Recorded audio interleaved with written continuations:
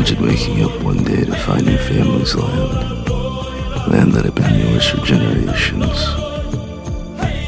suddenly divided, sold off, taken away.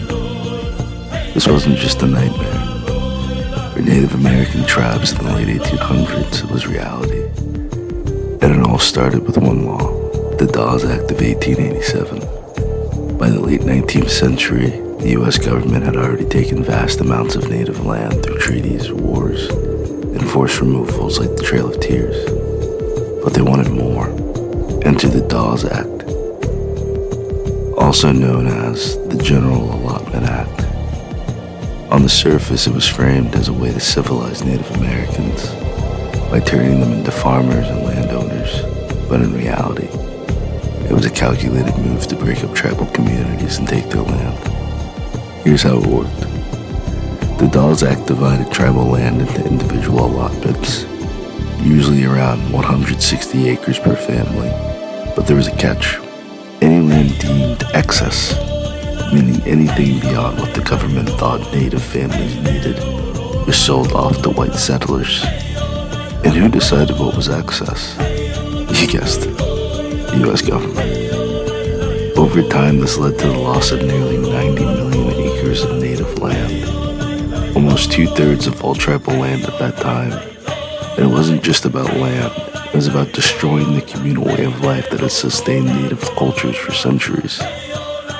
The consequences were devastating. Families were forced onto small plots of lands, often unsuitable for farming. Traditional practices of communal land ownership were dismantled, and as land was sold off, tribes lost not just their territory, but also their cultural and spiritual connection to it. Many native people unfamiliar with the concept of private land ownership were tricked or coerced into selling their allotments. Others lost their land because they couldn't pay taxes imposed by the government. It was a system designed to fail them. But native communities didn't just accept this injustice. Leaders like Chief Sitting Bull and organizations like the Society of American Indians fought back, challenging the Dawes Act and advocating for their rights.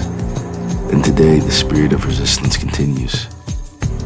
From the Standing Rock protests to efforts to reclaim ancestral lands, Native people are still fighting for justice and sovereignty. The Dawes Act didn't just steal land, it left a legacy of poverty, displacement, and cultural erasure that Native communities are still grappling with today. But it also serves as a powerful reminder of the resilience of Indigenous peoples and the importance of honoring treaties and land rights. And until next time, stay curious, stay informed, and keep making history. I'm Daryl Omar, and I'll see you soon.